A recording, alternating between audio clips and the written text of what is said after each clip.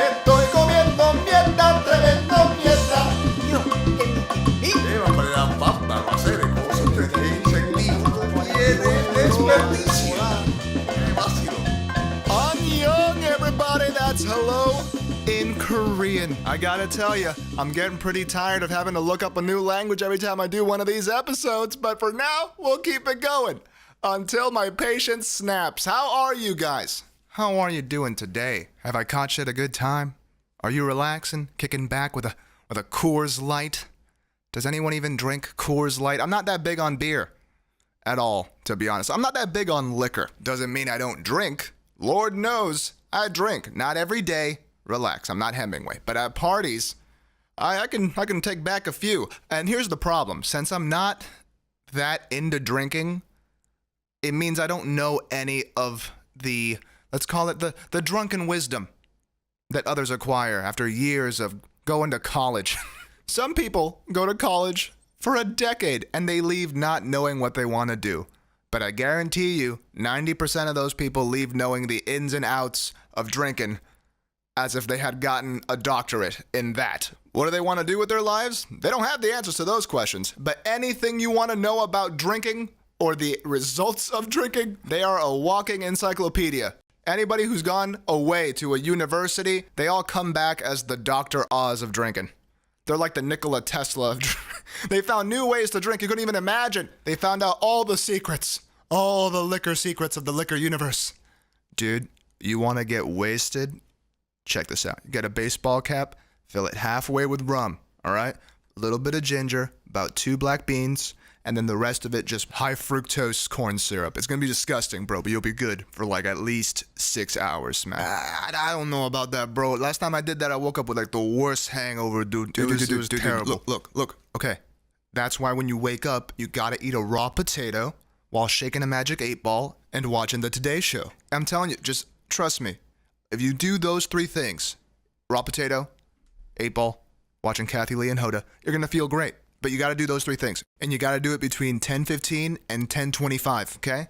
If you don't do it, don't watch a YouTube clip. That's not how it works. You gotta do it like live on the TV.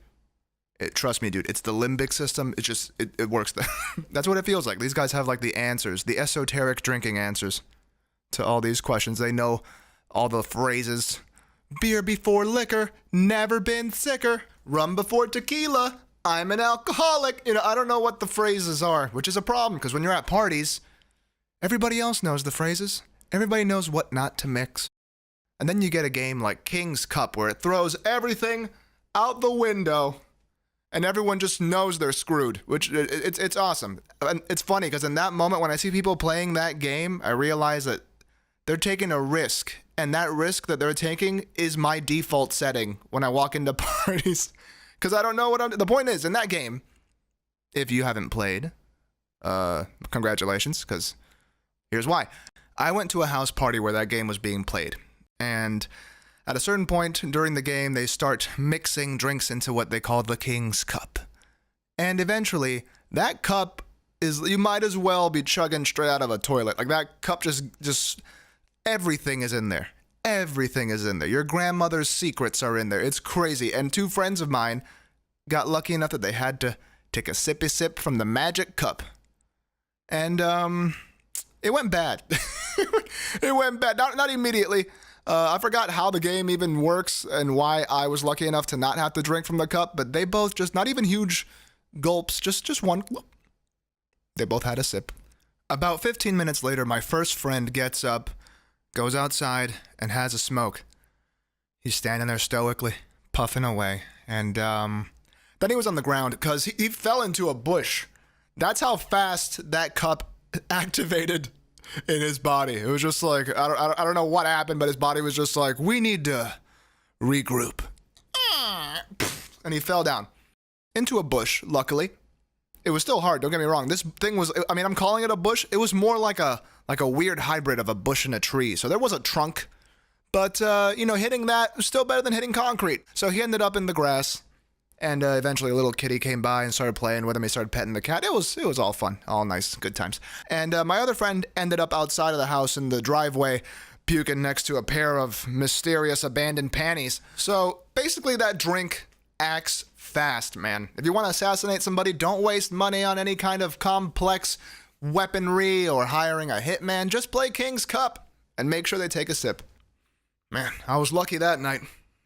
Nothing bad happened that one. Yeah, I was good. I was actually good. Maybe because I saw my two friends have such horrific reactions to what they were drinking that I was like, I should stop now. I should stop. Because isn't that usually how like the terrible hangovers happen? It's when nothing terrible happens before you. So you just see everyone having a good time. You're like, oh, I'm not going to have a bad time. Everybody else having a good time. Bring me more liquor. Then 2 hours later, you're puking into your friend's face, burning his eyes. Oh my God, somebody get Steven a towel. Does anybody have Visine? Oh my God, it stings so bad. Oh, dude, my bad, bro. Shut up, Dan. Oh, Jesus, my eyes smell like Bacardi. That's why you gotta set your own bar, people. You can't measure your state of drunkenness based on everybody else's. You gotta know when to hit a good spot. I mean, I'm saying this as advice, not saying I follow it. I don't know what the good spot is. I've heard that all my life. Everybody keeps saying you gotta hit the good spot. You know, this is a good place right here, man. I'm at a good place. What? What is that even? I tried to find this place. Nope. Looked it up on Google Maps. No go. I don't know where I just drank until either the booze runs out or the consciousness runs out. You know what I'm saying? Nah, I'm kidding. Nah, that's not that bad. It's not that bad. I haven't had any accidents at parties. I've never been the blackout guy. I wish I had been the blackout guy, specifically at one party, because I may or may not have ripped a towel rack off a bathroom wall. It's a long story. It's not a long story. I drank too much and destroyed somebody's bathroom. But you know, that's one of the few times I wish I had blacked out. Because if you don't know what you did, for one, pretty fucking badass. You feel like a werewolf. What happened? Who was that? But when you don't black out, you remember everything. I remember that whole night. I remember the whole thing. I was at a party. I found rum in the kitchen. I did what I do, which is not know how to drink properly. So while other people might have mixed the rum with whatever the hell, was it rum and Coke? I don't know what the hell. They would have mixed it with something. I just went, I'll drink the rum with the rum. And I had a beer bottle in my hand. I walked into the kitchen. There's no more cups. No more red Solo cups. I just see the rum bottle. And, you know, I'm a problem solver. So I looked at my hand and I saw a beer bottle in it. And I thought, you know what? What is this but an imperfect cup? And I grabbed the rum bottle and I found a way to MacGyver that rum into my beer bottle. And that's where things changed, people.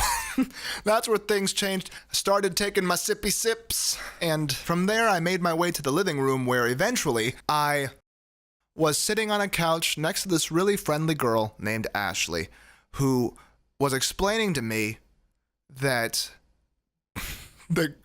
apparently the reason why girls wear lipstick is because back in the day, prostitutes would paint their mouth lips red to subliminally remind men about their vagina lips. And that can only mean that I, at some point, went, why do girls wear lipstick? I don't get it. And then she decided to say, well, Ramses, it's to make it look like a vagina. Because back in the day, and she took me on a journey through history. Now, I don't know if it was indeed history or if it was just her taking advantage of my super drunkenness by telling me random ass things. But I want to believe it, so I haven't looked it up, people. I haven't, because I want to think that's true. Doesn't that sound just hilariously awesome? Just the idea of millions upon millions of people every day getting up and going, should I wear the pink lipstick or the red lipstick? And not knowing that the origin story of this like fun little habit they have is a prostitute going, I need to make my mouth hole look like my in-between legs hole. Somebody give me red paint. Now you might be wondering, why was that prostitute possessed by the spirit of Mr. T? And I don't have answers for you. All right, darling, so how's this gonna work? Is this where we're gonna do it? Yeah, this is what's gonna happen, but before we get started, just so you know, I pity the fool that don't pay for this BJ. You hear? Don't make me cut your dick off.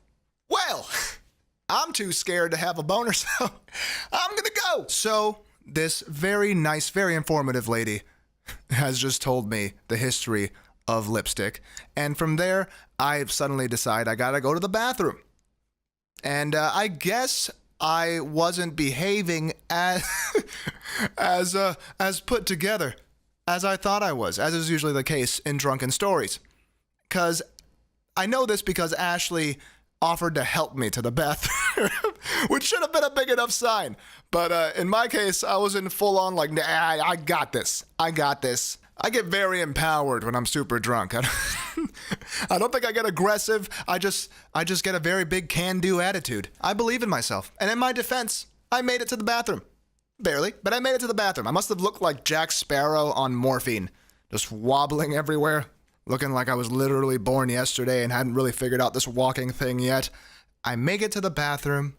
I go in there, close the door, and, I do what humans do in the bathroom. Number 2 in this case. I'm sorry for having to mention that, most of you, but we do have to keep in mind that there are some people in the audience that might have a poo fetish. Let's not alienate them.